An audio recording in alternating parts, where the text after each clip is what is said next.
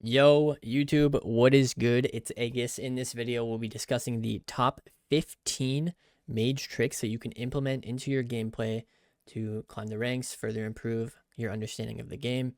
And I'm sure that everyone will learn a lot from this video because these tips are not really that well known throughout the community. Every time I tell someone one of these tips, they're always like, wait, what? I never knew that. I never knew that's how that worked. But overall, you will definitely learn something from watching this video. So let's get right into it, guys.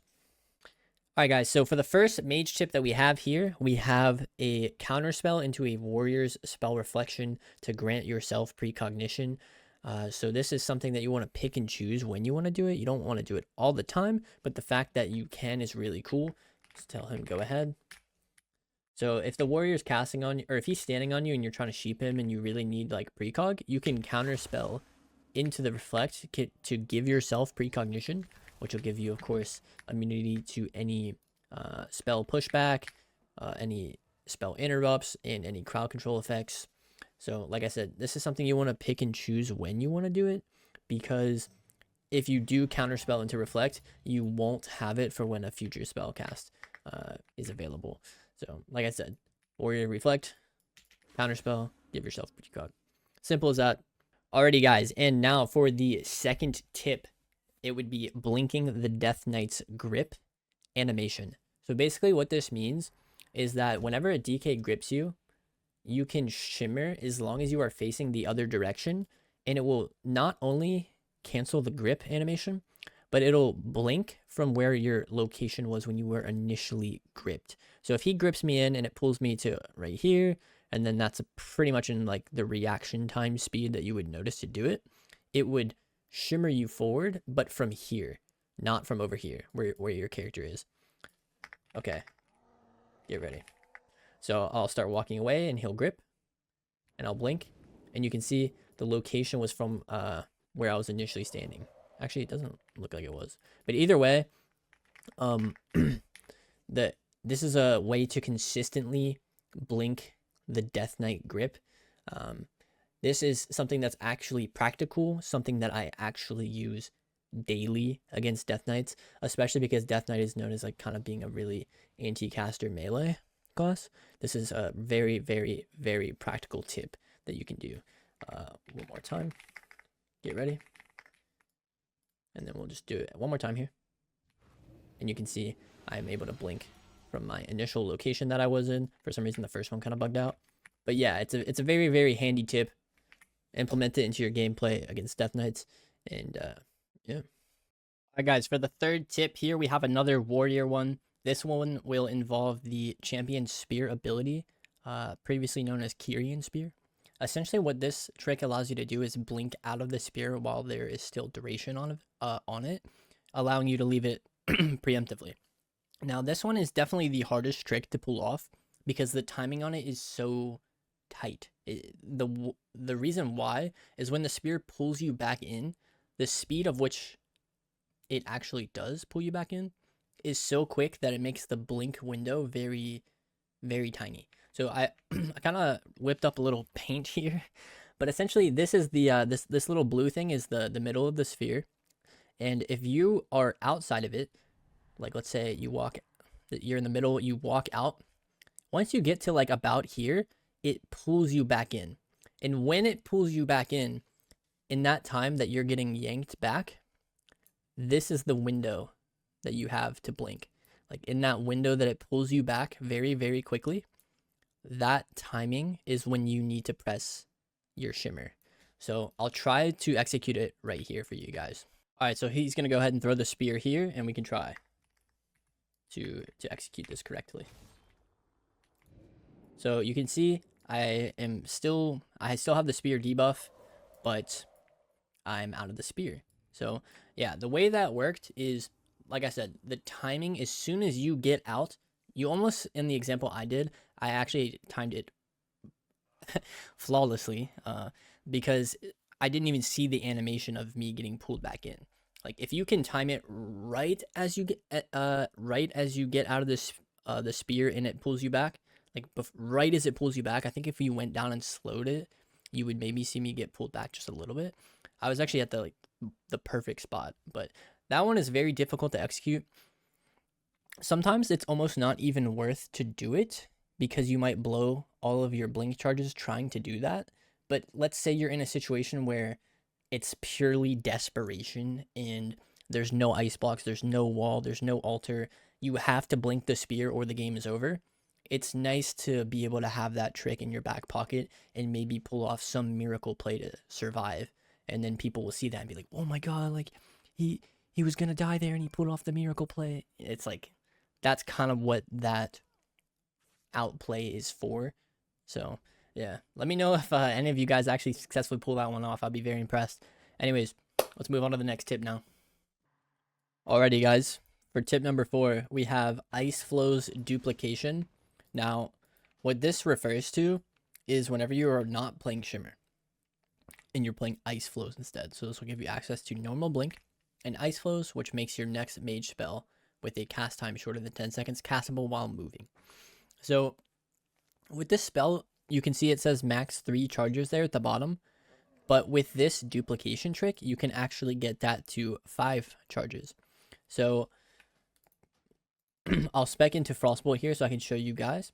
Essentially what happens, I'm not sure if it's bugged or whatever.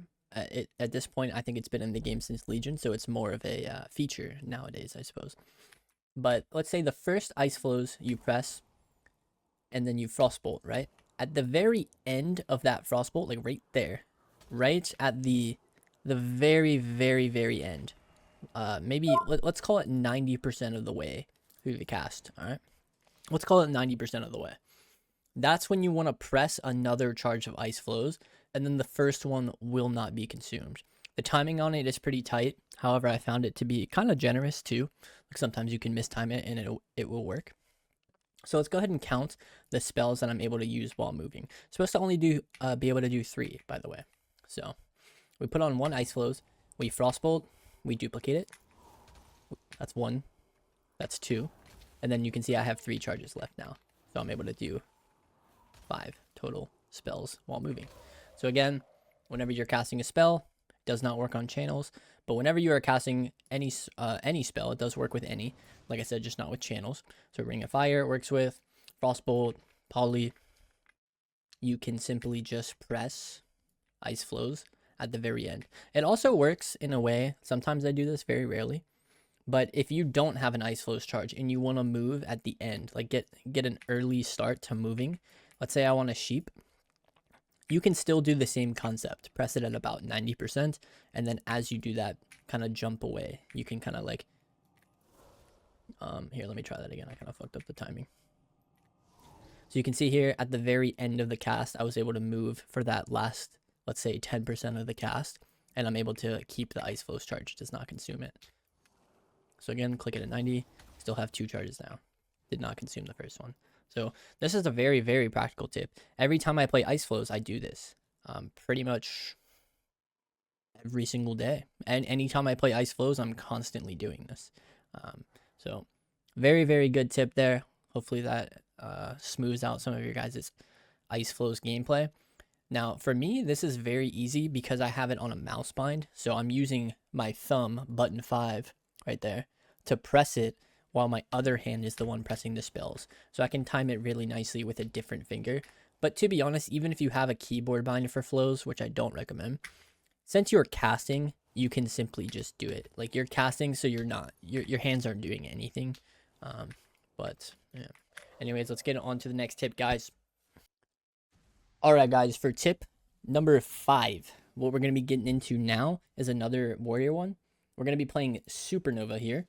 What Supernova can actually do is interrupt mobility options mid-travel. So if a warrior charges you, for example, I'm using warrior as an example in this one. However, you can do this with Flying Serpent Kick, Heroic Leap. I don't think it works on Feral Charge. I think it, let's see, what's another one? Roll is another one. DH dash, I think it works. So basically just any sort of mobility option that someone can press. If you press Supernova mid animation, it will cancel that animation. So go ahead and charge.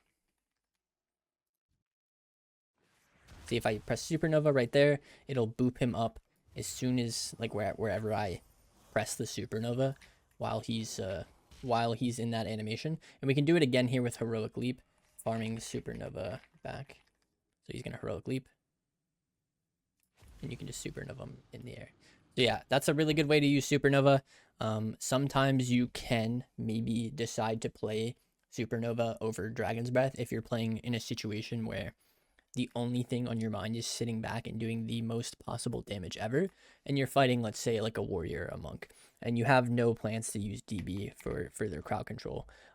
Then that's a pretty decent time way to whip it out. It has some practicality, and it can definitely put you ahead in terms of mobility, because now whenever they charge or leap and you kind of screw it over, they have to use another one, and that's going to really put you ahead. All right, so this next tip, tip number 6, is going to be blinking through casts. Now this one seems pretty obvious, but you'd be surprised about how many people don't take advantage of this. So this is very handy into pretty much any class that casts. Aim shot from a marksmanship hunter, arcane surge from the mage.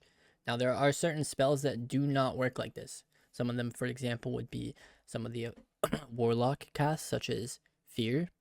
Polymorph also does not work. There are certain casts that don't have a requirement to be facing the target. For example, if I face away from the mage here and I cast a poly, I can still do that. There's no requirement for him to have to be in front of me. But if I try to frostbolt him, the target needs to be in front, right?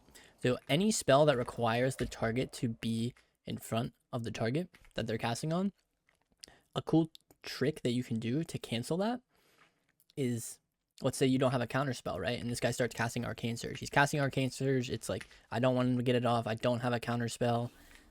There's not really much I can do, right? Like I could try to blink over there and line it. Let's say I'm not in a position to do that. The pillar's too far away. He's casting it and I don't have time. What you can do is just blink through it. So here's the one example. He's surging, shimmer through him. It fails. So this is something that's really, really good to do. Like I said, I do this a lot into marksmanship hunters and pretty much just canceling surge. Or if a mage is casting glacial spike, that's another really good one. He's casting like arcane blast, you blink through that. So yeah, this one's pretty basic, but I'm sure it will help a lot of you, and you'd be surprised at how many people don't kind of like intuitively think of doing this. So hopefully that one helps as well. All right, everybody. Now for the 7th tip, we have mirror images are able to eat traps, and that's a play that you can go for quite often. To paint a picture for you guys real quick, let's say you're looking at your raid frame and your healer gets intimed or scattered. Usually what that will result in is a follow-up trap. And I found that what you can do is, if you're not near your healer, obviously you would like blink on them and then try to drop your mirrors to try to eat the trap. The way that the mirrors actually come out, like if this is you here in the middle, the mirrors spawn sort of a bit out to the left, right, and behind you. So you just need to make sure, like these 3 here are the mirrors, these 3. So basically you just need to make sure that whenever you are positioning yourself to potentially eat the trap, that you are standing kind of in that threshold of wherever they'll spawn, like you want to keep them kind of in that area. All right, so we have our wolf here. We're going to basically just pretend that he's our healer and he's intimed or scattered, and this hunter over here wants to go for the trap off. Just for sake of demonstration, we have the hunter kind of far away. It doesn't really matter as long as you have the mirrors out when the trap is in the air. And if it does successfully work, the trap will essentially just go into the void. Like the mirror won't get trapped itself. The trap will just kind of disappear as if it never existed. So let's go ahead and make sure this target's standing still here. The hunter can throw the trap whenever. Trap's in the air. Boom, mirror images. And you can see the wolf is not in the trap. So that means the mirror ate it successfully and the trap was just put back into the void as if it never happened. All right, guys, for tip number 8, we have jump actually increases the range of your Nova and Arcane Explosion spells. Pretty much any spell that has a sort of an AoE hitbox starting from the middle. I'm not sure if it works on Blast Wave, but I know for sure it's on any sort of like AoE button, sort of like Arcane Explosion or Frost Nova. So just to illustrate right here, real quick, you can see that the hunter is taking arcane explosion damage from this range. If I go a little bit more over here, you'll see he's not taking any more damage, right? But if I jump, now he's taking damage from it. So you can use that to increase the range of your Frost Nova and of your Arcane Explosion. This is useful for when you're trying to get people out of stealth. You know, whenever you Arcane Explosion, you try to get people out of stealth. Make sure you're jumping. If you're kind of far away and you need to, like, you're not sure if your Nova will land, just jump and you'll increase the range. Like, see, the range on that Nova is pretty disgusting when you jump. I'm not confident that would have hit if I did not. So that's a really kind of niche tip, but it's very useful. So make sure you guys are taking advantage of that. Okay, so for tip 9, we have Nova queuing will not break sheep.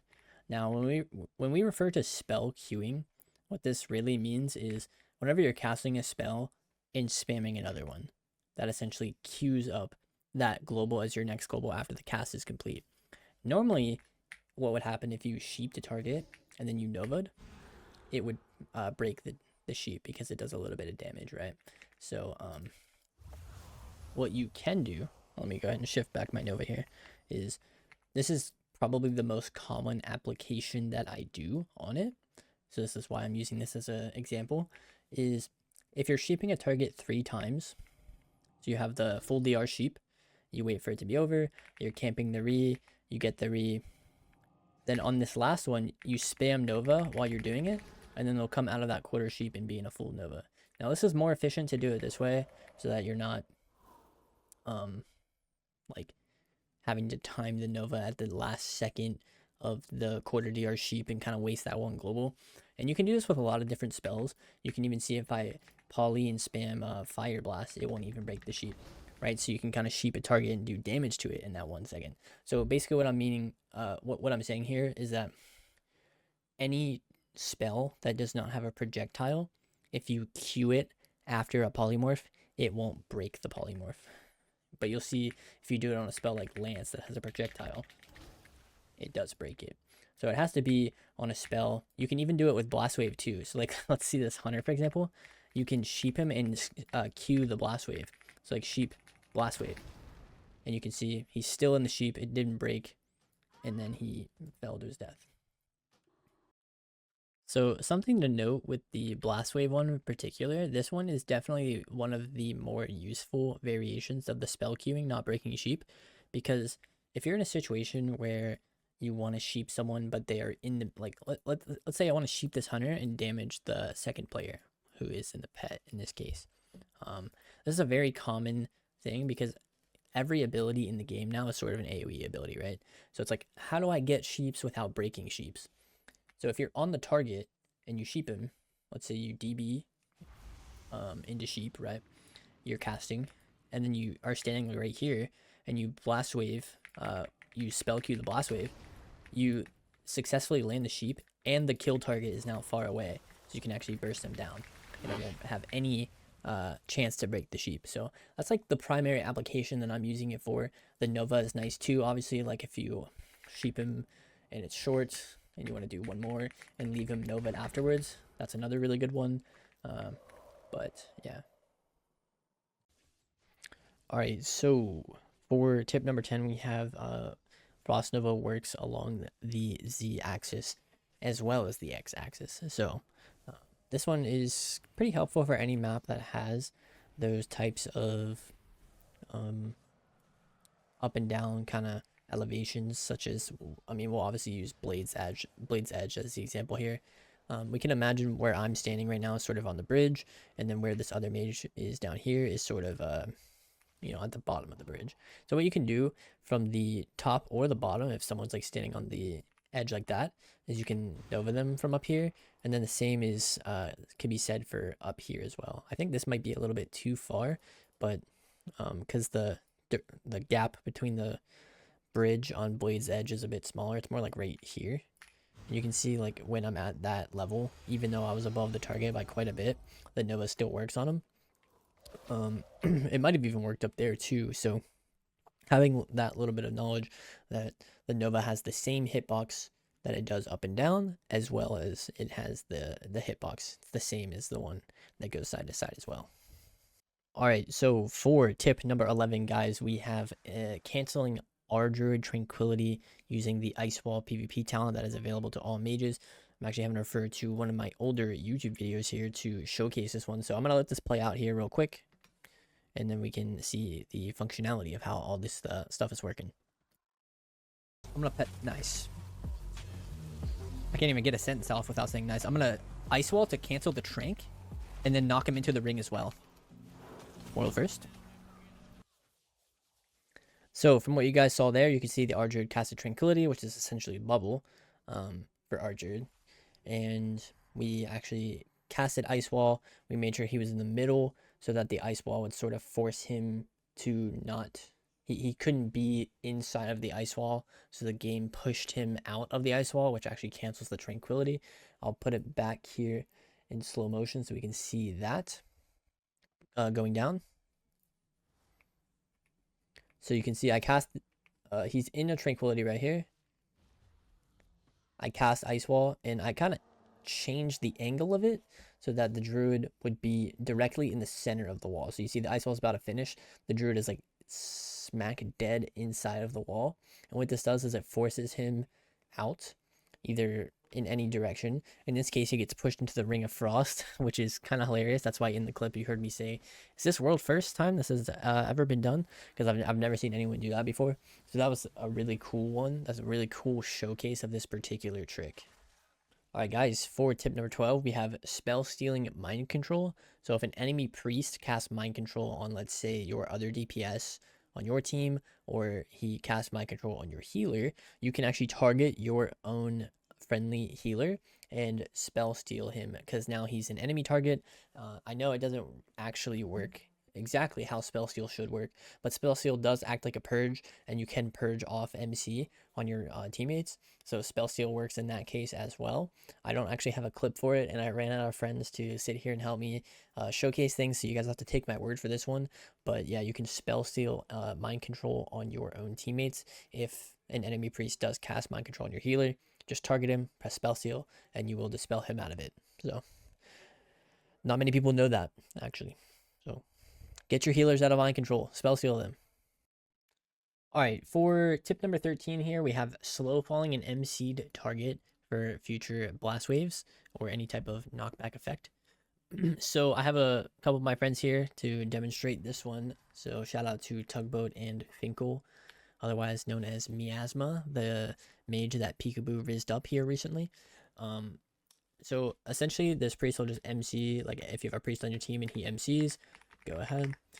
You can put a slow fall on the target that he MCs, and then that makes it to where in the future when you blast wave him, you can see he goes like extra far. Like, so it's kind of a really niche tip, not one that I can't say I've actually ever done this in Arena, but I'm always looking for that opportunity. If someone actually does pull this off, send me the clip of it. But yeah. All right, for the 14th tip of the video, closing in towards the end here, you can actually make your Ring of Frost invisible if you put it down first and then cast Greater Invisibility. So just to showcase that here, we'll have this other mage cast Ring of Frost. And as you can see, the Ring of Frost is very visible on my screen. But then if he casts Greater Invis, the Ring of Frost disappears, but it still exists in the game. So you can kind of make people think that your ring is gone by doing that. You can kind of throw them off. Some people might think that the ring disappearing means that the ring is actually gone or went away. So that's kind of a cool one. And something to note too, this also works with Shadow Meld. So you can see I Shadow Melded on my mage, but on my other mage, the ring is invisible. So you can do it with Greater Invis and you can do it with Shadow Meld. So yeah, pretty cool tip there. All right, so for the last tip of the vid, we have Master Shepherd. If we read the talent here, player affected by polymorph, movement speed increased by 25 and verse by 12%. So this can be a little bit difficult to get value out of because Sheep constantly breaks in Arena right now with how much AoE our spells are putting out. And also sometimes you're not really positioning to be able to land meaningful Sheeps. But if there's like a pet in the arena or some kind of, yeah, like some sort of pet or just anything that's sheepable in the arena, that is not a player, you can actually still get value out of that talent. By it, before you burst, you can sheep any sort of kind of pet that exists, and you'll have the Master Shepherd bonus, that versatility increase, puts me up to 33%, and then you get that damage increase on your go. So obviously, in this exact situation, this polymorph lasts for 60 seconds, so I just get that buff permanently. In arena, obviously that would only be for 6 seconds, but sometimes I do this into BM hunters, and just normal hunters. I think hunter is like kind of the only one that summons pets that are actually sheepable. Maybe I'm wrong about that, but yeah, it's a pretty good tip to abuse into hunters if they're not playing the undead pet. So that's gonna do it for the video. Hope you guys enjoyed. Check me out on Twitch, TTV/Aeghis, and peace out.